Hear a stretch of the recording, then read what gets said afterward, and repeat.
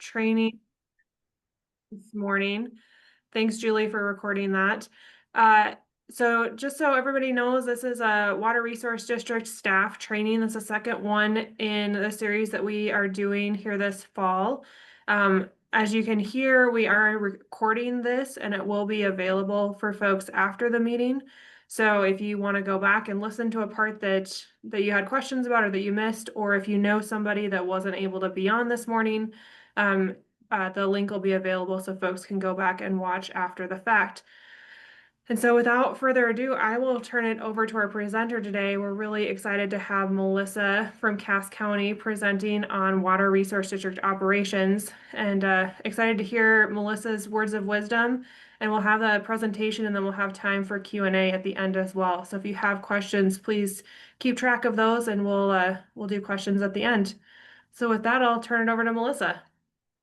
Hi, everybody. Thank you so much, everybody, for joining in on this training this morning. And a big thanks to North Dakota Water as well for organizing these trainings. I know they've been very helpful for me with that Sean's first training there. And so I hope I can pass along a few nuggets of information to you guys as well that you can take back into your boards and your operations in your counties. So we'll get started. I have quite a bit of material to cover today, so I'm just going to get right into it. And let's see here if it'll go to the next slide. There we go. I'll just start with a little bit about me. I haven't met all of you yet. So my name is Melissa Hinkemeyer. I am the Director and Secretary for the Cass County Water Resource Districts. In Cass County, it's a little bit unique. We actually have 4 water resource districts, and our office also helps with the Red River Joint, the Regional Water Resource District. We've got Red River Retention Authority, the Lower Cheyenne River Joint Water Resource District, and a few other smaller joint boards as well. So we handle and cover a lot of boards. And so I picked up some information over the years. I've been doing this since 2018 is when I first started here at the Cass County Water Resource Districts. I started as an admin assistant and really mentored under Carol Lewis. Many of you probably know Carol. She is retired a couple of years ago, so I took over for her then.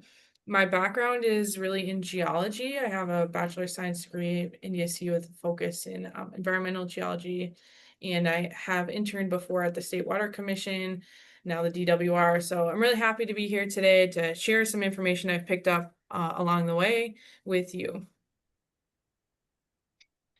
First up is our agenda. The main portion of the meeting today, or the training today, is going to be on an administrative checklist. So I'm going to go over annual, quarterly, monthly, weekly, daily, like roles and responsibilities of secretary treasurers in North Dakota specifically. And then the back portion of the training, I'll give you some best practices and tips and tricks on writing agendas, minutes, and keeping good records. Couple of quick housekeeping things. If you do have questions along the way, feel free to ask those. I've got the meeting chat up that I'll try to, peek over at every once in a while. You can raise your hand or just interrupt me if you have questions, anything that comes up. And there may be a few things in this training that don't apply to you. For instance, if your county handles like your payroll and per diems, those kinds of things may not apply to you. So just feel free to disregard anything that doesn't apply to your specific county. Getting right into it. So we're going to start with the administrative checklist. I'm going to organize these, like I said, annually, quarterly, monthly, weekly, daily. And I've actually created a document that you can download at the end. That's an actual checklist. It looks something like this. I know it's hard to see on your screen, but it's just a front and back checklist for you, and it's editable so that you can go ahead and move things around because some things happen in different times of the year for different counties, and add anything that I may not have covered today. So that's just a little tool to help you throughout the year that you can kind of make your own, and that will be available at the end. Starting with annual tasks. So we're going to go by month. And like I said, some things are in different months depending upon your county and how you do things. So that's why the checklist at the end is editable, so you can move things around for you. In January, the first thing when you meet as a board, you're going to want to reorganize your board. And this could be in January. If you are meeting for the first time in a different month of the year, same thing applies. You're going to want to reorganize your board whenever you meet for the first time during the year. Reorganization includes electing officers. So that would be your chairman, your vice chairman, the secretary treasurer, which would be yourself. And if you haven't met before, let's say this is a brand new board, you're going to want to select a primary office as well. And also select or reaffirm your contracts with your legal counsel and your engineers for the year. This would also be the time of year that you make appointments to other boards. Let's say you serve on a regional board like the Red River Joint Board, or maybe the Upper Cheyenne or Missouri River Joint Board. You've got members that are on that board. You'd want to make appointments to those kind of boards or other committees or any other groups that your district is a part of. The next thing would be to approve depositories of public funds. So what this means is that every year you're going to have a list of any bank or financial institution where you have public funds or you maybe want to put some public funds. So let's say, for instance, you've got all of your funds in like Goose River Bank, something like that. So that you'd make a list, and on your depositories, you're going to approve Goose River Bank as your depository for your public funds. And let's say you have a CD you're shopping and you're not sure where you're going to put that yet, but you're shopping at Bell Bank, you're shopping at Bremer Bank, and whatever institution that might be, maybe it's Bank North. Then you put all of those banks where you might be putting putting your public funds in on that depository list as well. And you can always do this in different times of the year too. If something comes up and you want to move your public funds somewhere else, you would just make a motion or have your board make a motion to approve that bank or financial institution as a depository for your public funds. The next thing you're going to want to do would be approving a pledge of assets list.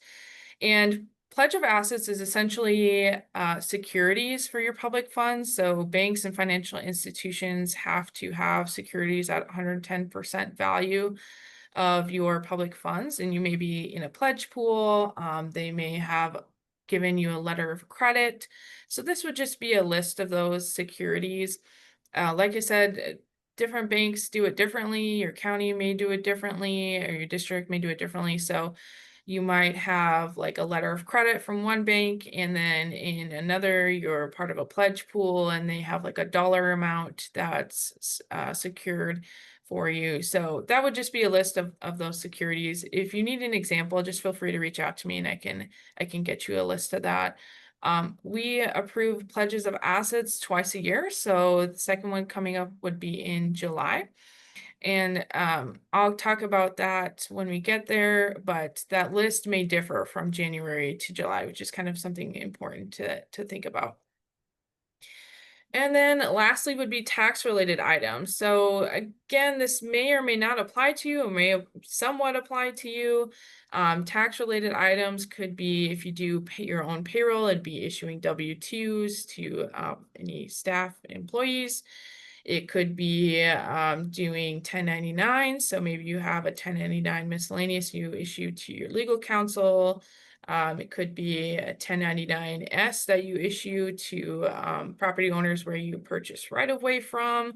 You might have a 1099 NEC, which would be the non-employee 1099. For instance, we have a board, the Retention Authority, they have an executive director that's essentially a contractor instead of an employee. So we issue him a 1099 NEC in January.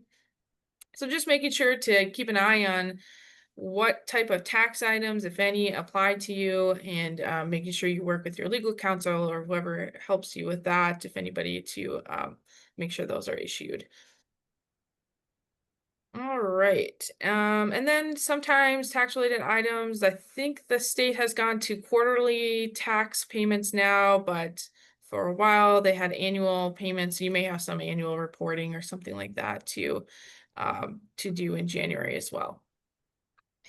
So moving on to February and March. So this time of year, in Cass County, we start our audits this in the springtime.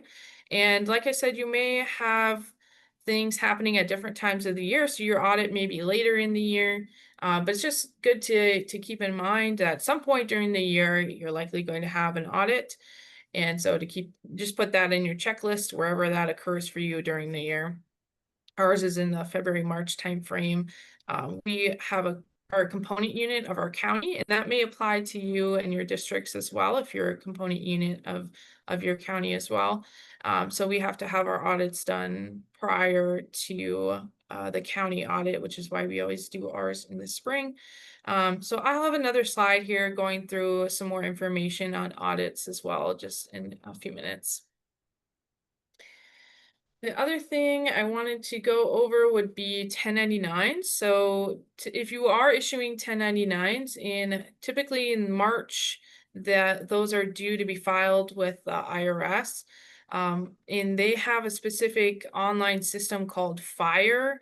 If you haven't used FIRE before and you do have 1099s that you're going to have to issue in the upcoming years, and that you will need to e-file, because I don't know if they allow you to file in paper form or mail form anymore.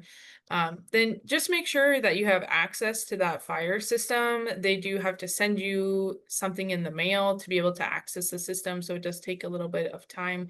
So just making sure that you're prepared for the upcoming tax season, however that looks for you, is pretty important. Next, we're going to go to May and June. So this is typically the time of year, at least in Cass County, where we start preparing for our budget for the next year. And I've got a slide on budgets as well. So we'll kind of dive into that a little bit deeper here. But this would be the time where you're going to start looking at preparing your budgets, having your boards approve those budgets, and getting them sent over to the county for them to approve as well. Next month would be July. So like I mentioned earlier, you're going to approve that pledge of assets list again. It may be different. Let's say you had a bank issue you a new letter of credit. It's an updated date, might be the same amount, but a different updated date. You're going to want to just update that list accordingly with any new pledge of assets that you have from your financial institutions. And if you have questions on pledges of assets, you can reach out to your financial institutions. They can kind of explain in more detail what they have secured for you specifically. July also, we have our budget hearings in Cass County. Again, this is something, the timing of your budget hearing with your county really depends on your county. And so we have ours in July, but that may look different for different counties. Our budget hearing is where we go attend the commission hearing and explain our budget for the upcoming year. And then they use that information to determine whether they are going to approve your budget for the year. August, I put this on here just as a reminder that, especially during legislative years, of course, new laws are going to come into effect August 1. And so that's just kind of a reminder to keep that in mind for you, that there may be laws that impact water resource districts. So maybe reach out to your legal counsel, or follow the North Dakota Water policy information that's coming out around that time, especially to know what things you may or may not need to change as far as new laws that are in effect. From August, it's pretty much status quo until we get to December. It's just regular business. December is pretty important because this is when you're going to close out your year. So the first thing you're going to want to do would be setting your regular meeting dates, times, and locations for the next year, and making sure your boards approve of those. Check for conflicts like holidays, any other like conflicts you may have. We always check for the water convention to try and time up our meetings accordingly, whether our board members are going to be at the convention or not, if there's conflicts there.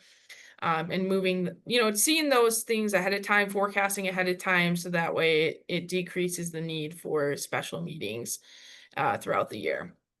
Once you've got that set and approved by your boards, then you're just going to want to send that schedule over to the county's auditor's office, so that way they have your schedule for the year. And I believe that's also in Century Code that you do have to send that to the county. Accounting items at the end of the year, everybody's got a little bit different accounting system and how they do this, so I'm not going to go into a whole lot of detail on how to do these items. If you have questions, feel free to reach out to me. You can try my best to help, but at the end of the year, we always balance our budget for the year, and so what that looks like for us would be having our boards make a motion to authorize their secretary treasurer us to make minor year-end transfers, transfers to and from obligated funds if it's necessary, and to amend the budget. So for us, we use obligated funds as like an extra bucket of money if we overspend one year. So for example, in our snaking and clearing account, it's very weather dependent. So some years we don't spend much money, in other years we are able to do a lot more work and we do spend more. So that obligated fund is there, so when on years we underspend, we can transfer the excess money to that obligated fund for use on years we overspend to balance out that budget. It's also helpful to have a contingency fund to use anytime you overspend in your general fund. That's very helpful to be able to just have a little extra bucket of money to be able to balance your budget at the end of the year. The other thing you're going to want to do at the end of the year, and this also kind of goes into the next January as well, or February, however long it takes you to wrap up the year. You're going to want to close out your year once you've got all of your accounting items taken care of for the year. So of course that would be, you have to get through the whole year before you can close it out. So that would be into that next year where you're going to close out and roll over your funds and your balances and everything to the next year in your accounting system. The next thing you want to do would be starting to prepare financial statements or preparing for your audit. I know there are a lot of water resource districts that don't do their own financial statements, which is perfectly fine. We actually had the auditor's office help us this year as well with those financial statements, but maybe something good to do during this time then would be getting your reports of your revenues and your expenditures. You're going to need that during budget season for the next year anyway. So it's nice to have a good picture of where you are at for the year. And the other thing that's helpful too is if you update your assets list. So this would be not only physical assets like your computers or any other physical property that your district may own, but also capital assets. So this would be like your drain improvement projects. Like I know this last year the Elm River dams were rehabbed. So those projects would go on this capital improvements list. And capital improvements like asset list. And that just helps make your audit go a little bit smoother for the next year. All right, moving on. I promised there's another slide about audits and budgets. So here it is. Audits, I actually got a call from the auditor's office probably a month ago, and they mentioned that as of this last legislative session, water resource districts are officially under their purview. And so they're trying to figure out, who is going to need an audit. And so you may want to reach out to the auditor's office if you have questions on whether or not your boards need an audit or how to get that information over to them. Because you don't have to do your audits through the auditor's office. It is kind of handy, but you can do it through a private firm as well and just get that completed audit over to the auditor's office and send it over to them and for them to review. One thing that is good to think about would be your joint boards. So your joint boards may or may not need an audit. Our Red River Joint Board has a lot of financial activity. They get in dues from their member counties. They send out cost share payments to members. And so they would absolutely need an audit.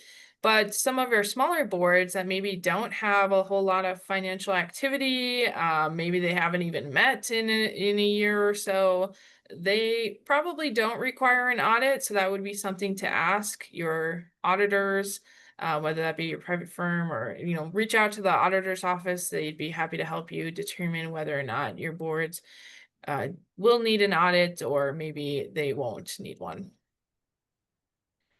Once your audit is complete, you're absolutely going to want your board to review and make a motion to approve that audit, assuming that they agree with it.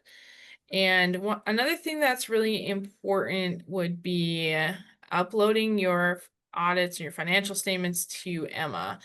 And you're probably like, Melissa, I don't know who Emma is.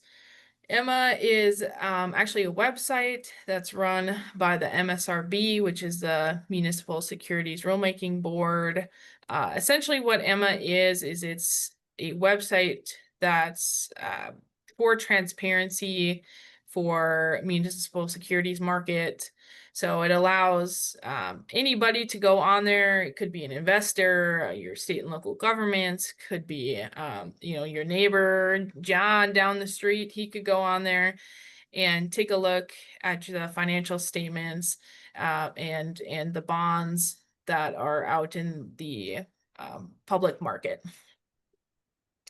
And those financial statements are due to be uploaded to Emma generally 6 to 9 months after the end of the fiscal year, which would be December 31st. So I know typically on our bonds, they're due June 30th to Emma, and you may have like a bond counsel or a company like Colliers or some other company that helps you with your bonds, and they may be already doing this for you, but it would be good just to keep that in mind, that, you do have this obligation to upload your financial statements to Emma and to make sure that you're following that obligation. All right, so moving on to budgets.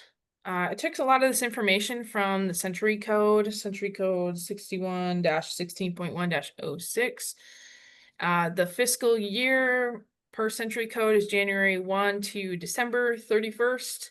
And for budget season, you're going to want your budgets developed by October 1 of each year. I would say most, if not all of us, have our budgets done well before October 1 because we have to have our county approve them.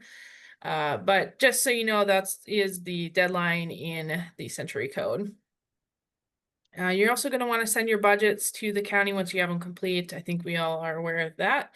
Your budget's going to include your general budget. So your general fund would be like your administrative costs, general legal and engineering fees, any other like general funds, general projects that you might have. And you're also going to want to have your boards determine the maintenance levies that are going to be set for the year. So anywhere from $0 to $4 for your maintenance levies. And then also your budget includes special assessment, which would be like your construction levies or your new drains or a new dam or something like that, that has a construction levy on it. So that would be like a special assessment example.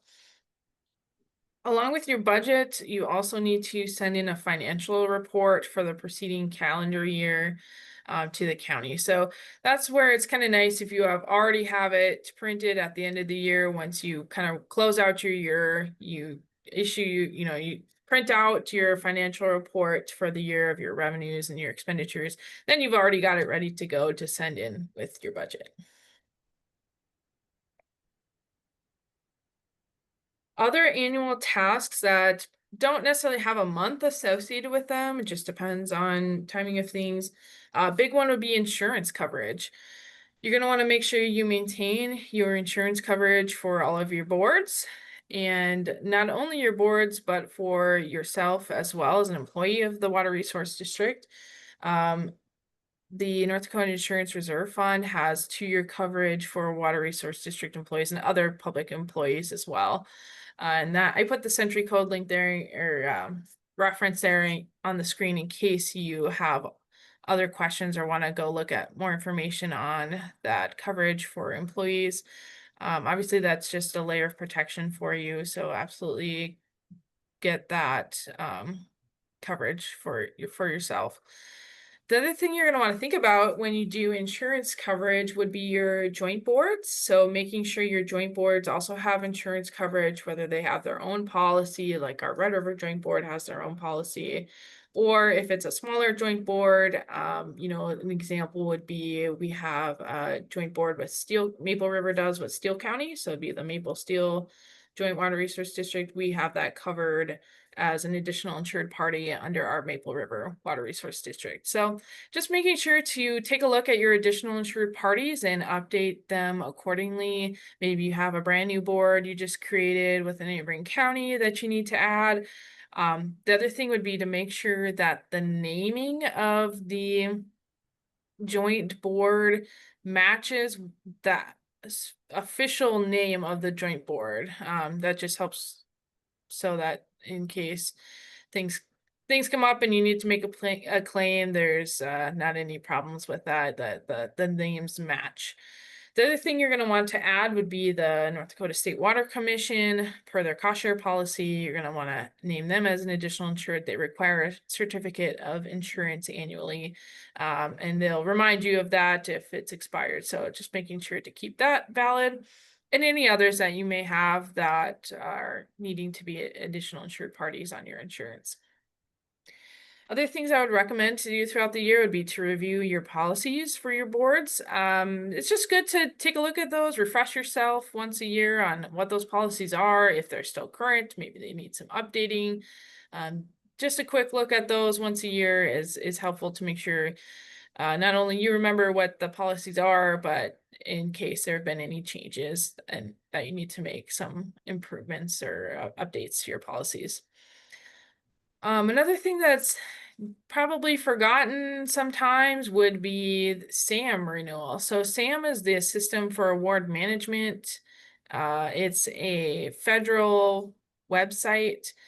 You need a SAM profile, like an active one for federal funding. So if you're looking at maybe doing a dam rehab and getting some funding from the NRCS, you're going to want to make sure you have a SAM profile active. It's free to do. Maybe it takes like 20 or 30 minutes the first time you do it, and probably 15 minutes to renew it every year. They'll send you a bunch of reminders when it's coming due, so you know when to renew it. And if it expires, it's not too hard to get it back. It's just one thing you're going to want to keep current in case federal funding comes your way.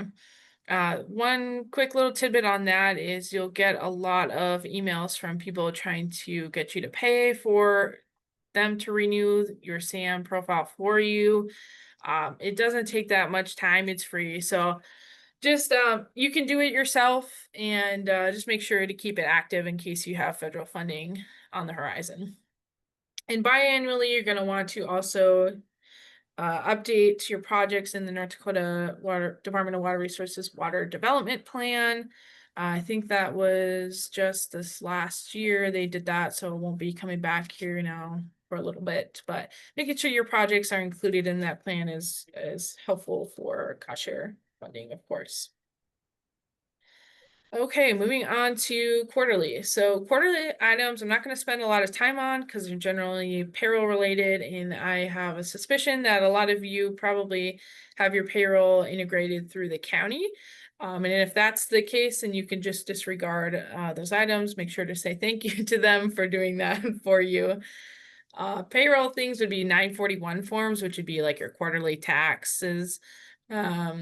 Job service has an unemployment report that's quarterly. Your workers' comp report is quarterly. And then I believe the state has now moved to quarterly reports and payments for most public entities. So just making sure you keep up to date on those if in fact you do your own payroll. All right, moving on to monthly. So monthly is going to be kind of your regular business. So you're going to have your board meetings, which I'll have a slide next on a little more detail on those board meetings. You're going to want to make sure you send in any cost share payments, payment requests that you have for the month. If you do your own payroll, you might have benefits like health insurance. North Dakota Public Employee Retirement System contributions and reports that you need to file. Another thing would be taxes. So federal tax withholdings for not only payroll, but also if you handle per diems, making sure you file those and pay those taxes monthly for per diems. And then at the end of the month, you're going to want to go ahead and do a bank reconciliation and make sure your accounting files are all squared away for the month. Going into board meetings. So this would be your, depending upon your district, how often you meet, might be once a month, might be once a week, however often it is.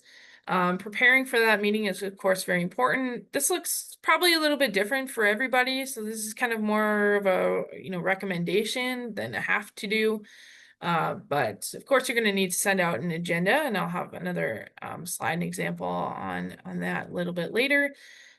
We send out our draft minutes for review to our legal counsel and our engineer and our managers, just to give them a little bit of extra time to read those minutes and take a look at them, see if there's any adjustments that need to be made ahead of the meeting. Another thing would be an attendance list, and I have an example of that shortly here too. I just write down everybody I think may be in attendance. That saves me a little bit of time during the meeting, so that I don't have to write everybody's name out and can kind of spend other time right before the meeting getting ready for the meeting itself. Minutes template, I highly recommend this. I also have a slide on this shortly to kind of discuss how I do my templates as just kind of a recommendation for you all. Minutes templates are nice because they help you with consistency and they help you write your minutes. Then you have your last meeting's minutes right in front of you. So if there's any questions during the meeting about what happened, what motions were made, things like that, you have that ready and handy right in front of you. So they're kind of helpful, and I would just recommend using one of any kind. The next thing you want to do would be prepare your financial reports. So per century code, you need to provide an accounting report or some sort of financial report to your board members on that monthly basis or however often you meet. So our financial reports typically look like just a few pages with all the funds we have, the revenues that came in, the expenditures that are coming out, and what that fund balance is for the month. We also have what's called a claim report. So this is essentially a list of bills that we have that we are going to pay. So the reason we have a claim report, and maybe you list your bills out separately in the minutes or specifically in the minutes, you sure can do that too. We pay a lot of our bills through ACH, like bank transfer. And so for the auditors, they like to see a list of all the bills that were approved at any given meeting and signed off by a board member. So we make a list of all the bills we're going to pay and then have a board member sign off on that at the end of the meeting. And we just keep that so that when the audit rolls around, then we have a list of all the bills that were approved and when they were approved. And then, of course, you're going to want to print any documents or checks or things you have to be signed or discussed at the meeting. And we put all of those documents into a big meeting packet. This will look different for everybody. We used to just send an email with individual PDF documents.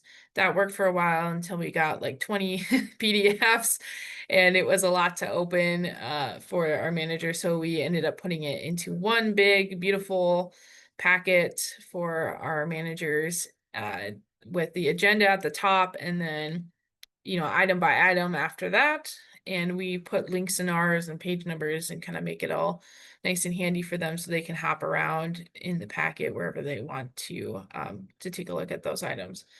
You want to make sure you send that at least the night before the meeting to make sure they have all the materials that they need to review for the meeting.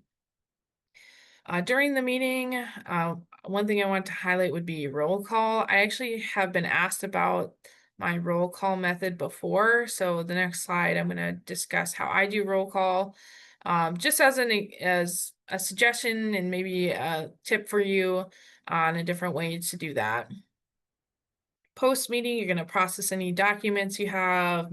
Maybe you have a drain tile permit to process, or documents that were like agreements that were signed that you need to return to different parties. So you're going to process all of those documents, pay your bills. This would include any payroll or per diem tax withholdings that you have for the month, if that applies to you. And then of course you're going to write and post your minutes within 10 days. If you don't post it on a website, you'll need to publish it in a newspaper. So everybody does that a little bit differently. Probably most people post on their website. Going into my roll call example, and this is this is an example of how I write my roll call and my attendance list. So you'll see on the left, I just made up some names of different managers at the top. And you would have your office staff, legal counsel, engineers, anybody else who you think may attend this meeting. And then I would just put an X, like, yep, they were there. And I would just scratch them out if they weren't in attendance at that meeting. And then at the bottom, I usually leave a section for guests or any members of the public or other individuals that I'm not aware of attending. I would just write them in or have them write their name at the bottom there of my little attendance sheet. And then at the top, you'll see the boxes going left to right. So I make these boxes on my attendance sheet, but you can do it separately, however it works for you. And how I do roll call is I start with the chairman first, then I go to the vice chairman, and then I usually do it by seniority. If this is a regional board where they're representing their district, I typically just do that in alphabetical order. By name of district. So it would be like Barnes County, Grand Forks County, Maple River District, Nelson's, that I would kind of go in order there by alphabetical order, just to keep it easy to remember and the same every time around. But when I do my roll call, the first roll call vote, I'll start with the chairman, then go to the vice chairman, kind of go all the way down the list. And the second time a roll call vote comes around, I'll actually start with the vice chairman and end with the chairman. So I go down the list and end with the chairman. And then the third time I would go to the third person. The fourth vote would be in this case, Manager Jones would be the fourth manager, and then the fifth manager. And then I start all the way back up with manager number one. And the reason I do this is it makes it a little bit more fair for like split votes or tiebreaker type scenarios. So it's not always the same person that's going to be breaking that tie vote, or voting first or voting last in those types of situations. It just kind of spreads that around for the board.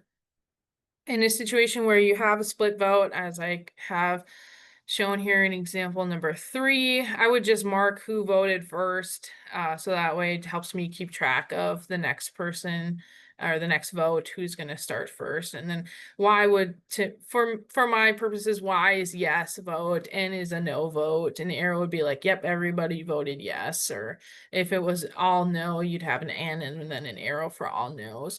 So that's how I do roll call. I just thought I'd share that with you because I've gotten questions on it before in different meetings. You might do it a little bit differently, which is perfectly fine, but just a little suggestion there in case you're looking to shake things up.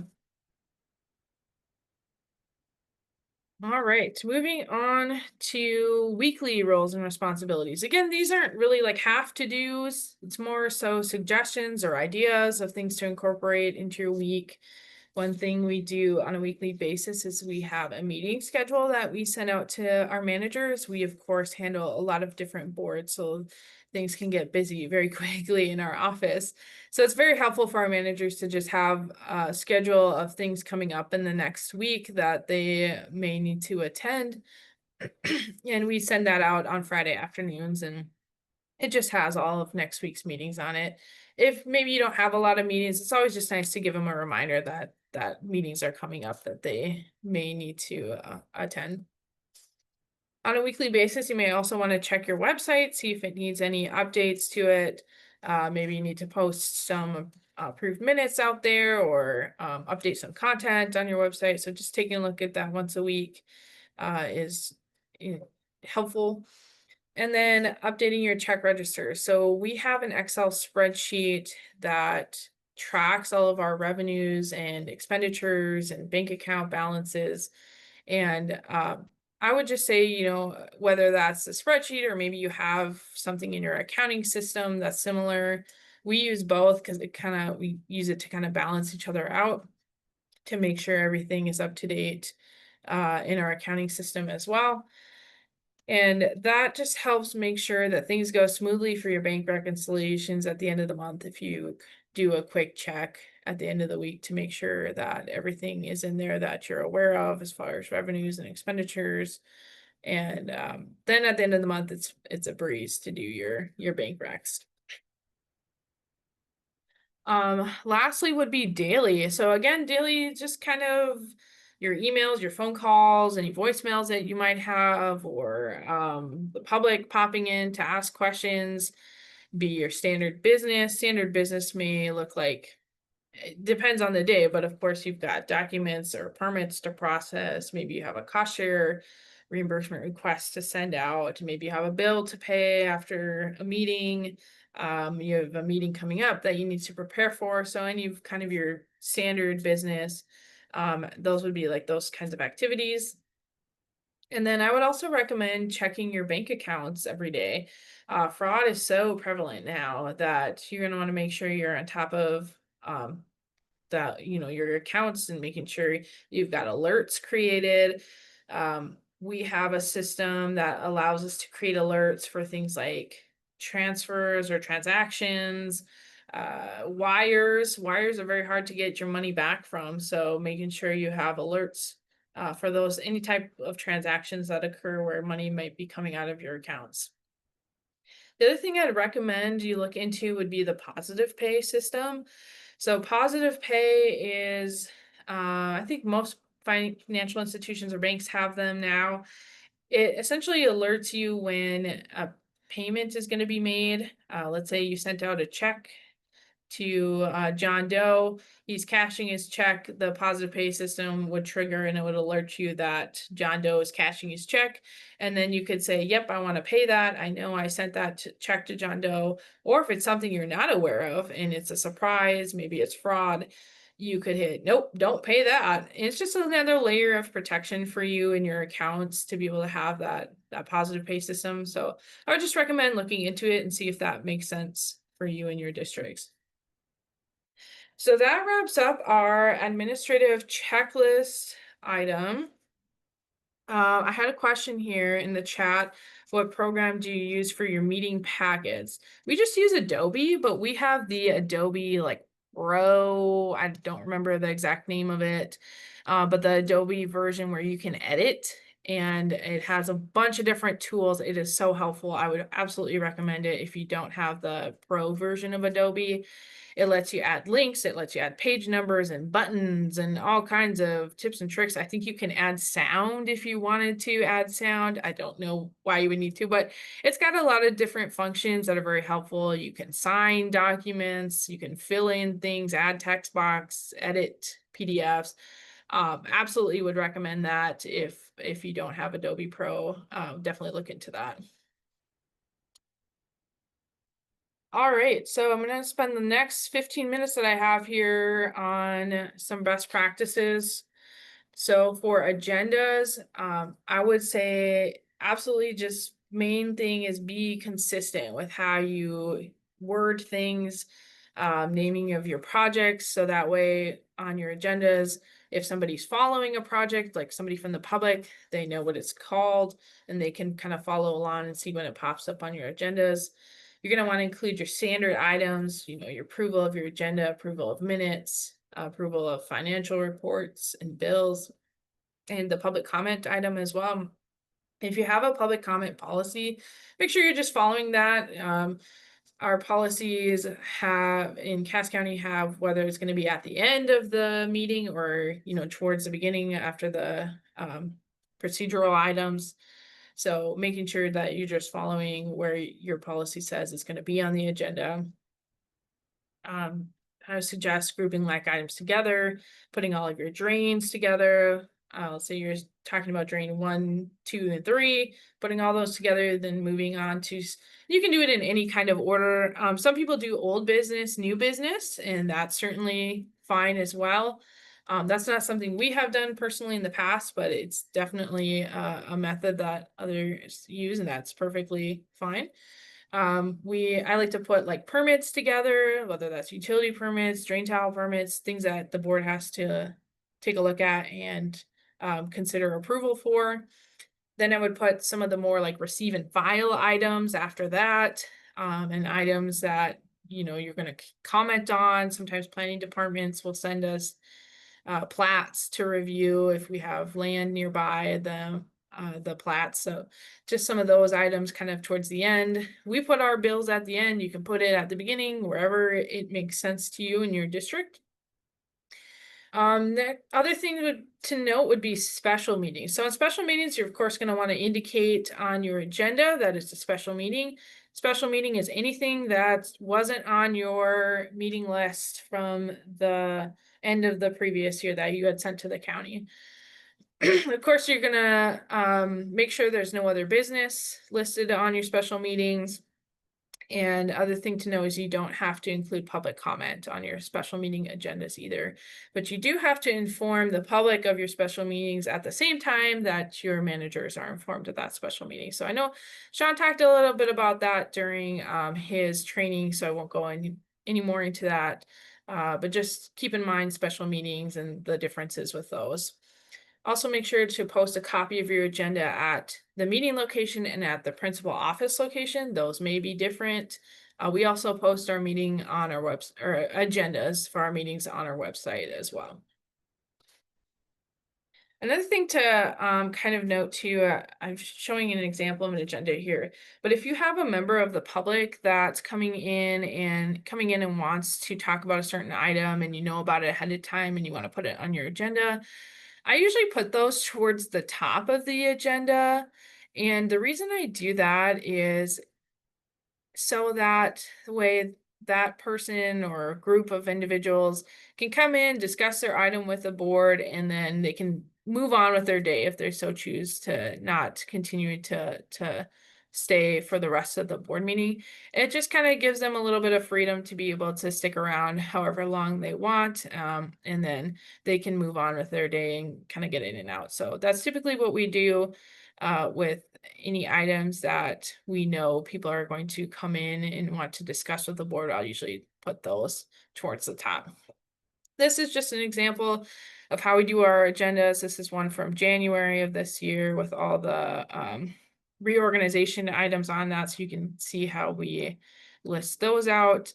Then we have some of our other drain items and then kind of reports at the end. We also included a legislative updates item, which is nice to have during legislative season, so that way you can have your legal counsel or somebody update on what's happening legislatively.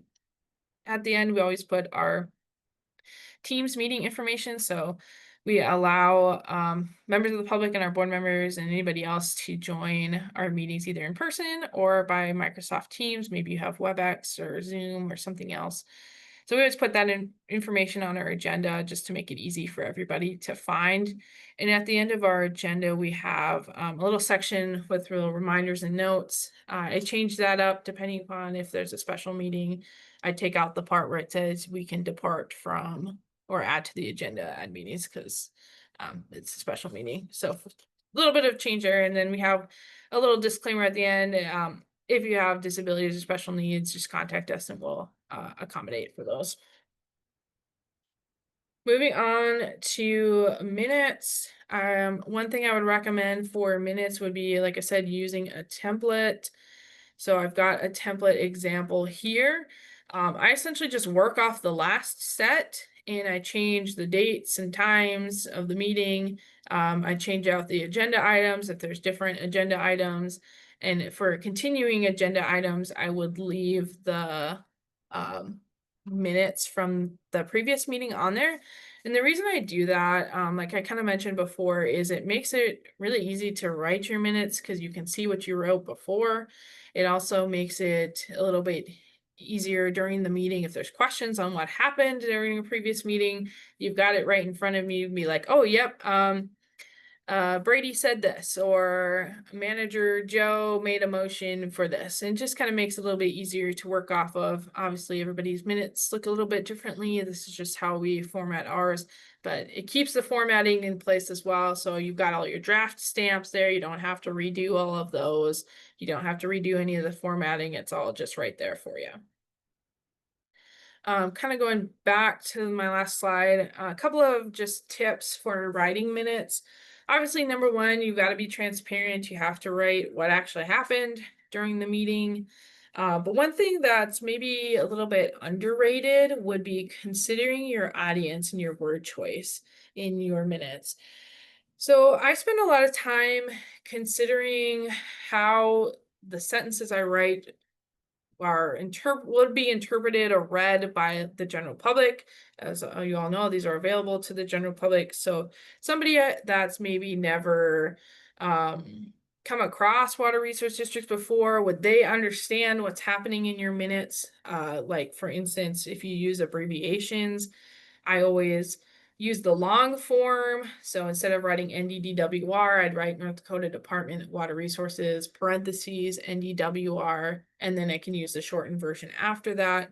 That just helps people who may not know all the abbreviations or the lingo, helps them track what's going on in their minutes, helps kind of with that transparency so the public knows what's happening in your districts.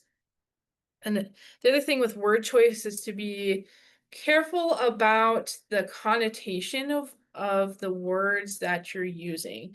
So words have all kinds of connotations. They might be positive, negative.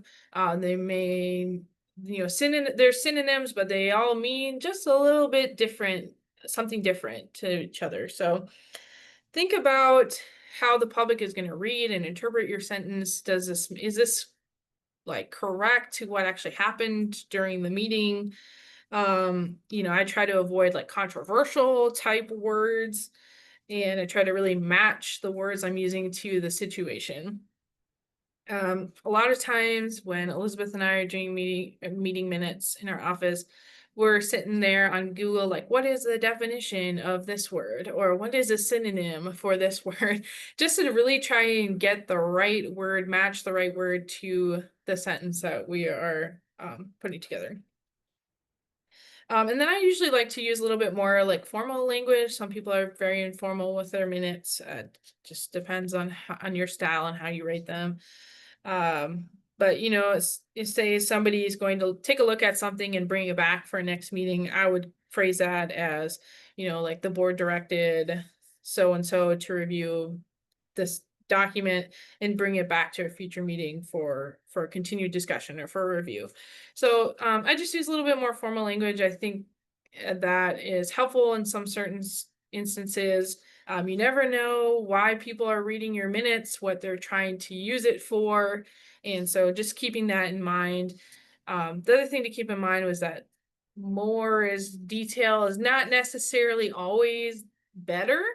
In a lot of situations, it's good to provide good details, but editing is also a very powerful tool to remember that, to use that to just, protect yourself and your boards as well. And always remember to be truthful. That's number one thing. Be truthful, but make sure that the way you say things is very important. And lastly, would be just availability. Post those bad boys on your website and we just keep them there for forever now. We used to take them down after a year because we didn't think anybody was looking at them. Then people started looking for them. So we just keep ours up on our website now. And hard copies have to be kept forever in your principal office. So if you have like a fire safe vault, or most people probably don't have that. So if you have like a cabinet or a file cabinet that's maybe fireproof or fire safe, recommend putting those in there so that way if something happens, you get a tornado or a fire or something, they have a chance of being still there after that. Okay, lastly, I've got a couple minutes left here before we get to more questions. Record keeping. So we use a record keeping software, actually a couple of them. The one we use is called Laserfish. I'm not sure how common that is in other parts of the state here. You can also use like your Microsoft SharePoint site.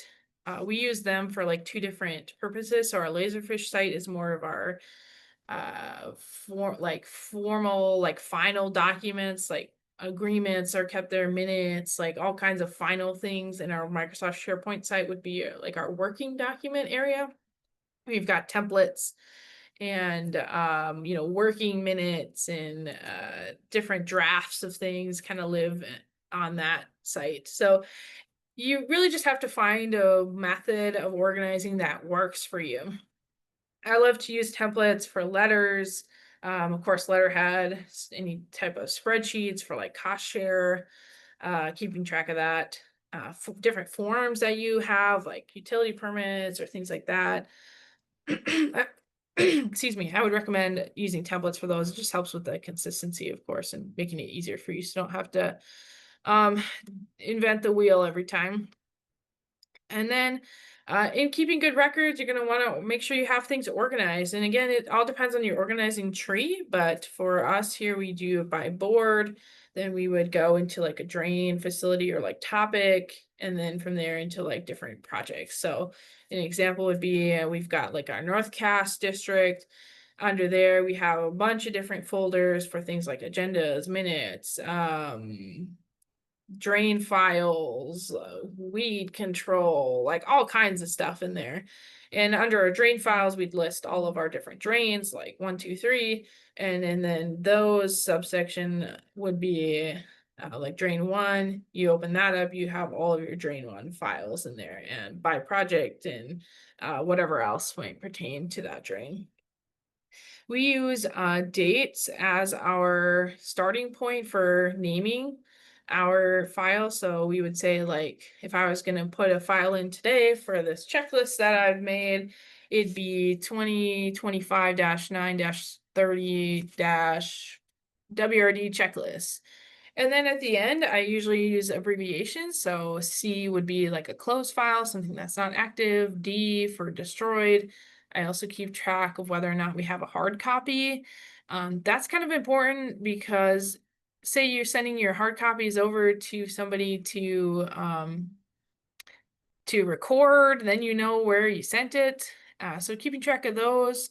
If you have information or that you want to keep in a forever, like right away documents, historical documents, things like that, I obviously recommend somewhere where it's going to be a little bit more protected from the elements. And if you have any other questions on like records management type things, how long do you keep certain records? NDIT has a lot of great information on that. So I put that website there on the bottom, ndit.nd.gov, and you can see some recommendations on records management there. Okay, we're nearing the end here. I've got one quick slide on open records that I think is important. So if you don't have a policy for research, copying, and printing for open records requests, I would recommend taking a look at potentially implementing one. I put the Century Code information there on the access to public records information in Century Code, and some information here on the slide too. So your first hour of research is always going to be free, but there's a certain amount you can charge per request for locating and redacting records, printing paper copies. And these are things that you can, if there's like a really arduous open records request that comes in, you can estimate how many hours it's going to take to fulfill that request and, require that payment be made prior to fulfilling that request. And so that just helps, recoup some of the admin time and costs into looking for these records and redacting and sending them to this individual. And another equally important piece of information, you don't have to create or compile a record that doesn't exist. And so that's something important to keep in mind. Just because they ask for something doesn't mean it exists in your files. And so just a couple of pieces of information to think about if you don't have a policy pertaining to open records request, and maybe something to look into. Okay, that about wraps it up. I have a link here to download the checklist. I'll put it in the chat as well. It's a Word document that's just a 2-page front and back. It lives right now on our Cass County website. So if you click the link, it'll download it right to your desktop. It's editable, so you can really tailor it to exactly what you want and need it to be. Just another tool to help you in your busy lives and busy year. So thank you so much, guys, for attending the training today. And if you have any questions, I'll stick around for those. Thanks so much, Melissa. Does anybody have any more questions? I know we had some in the chat. Anybody have anything else for Melissa?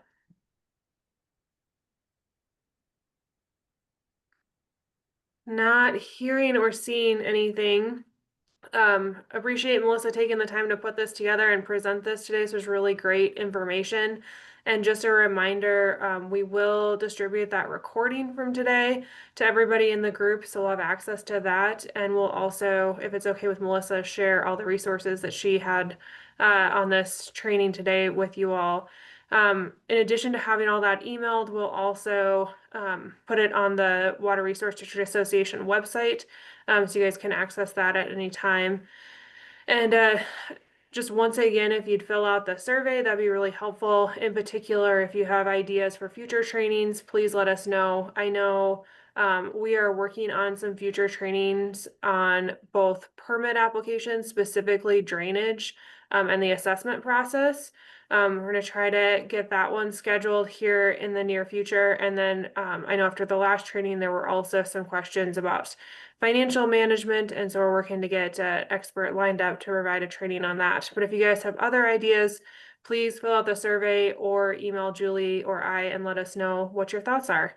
So once again, thank you for your time this morning. Thanks again, Melissa, for putting this together, and have a great rest of your morning.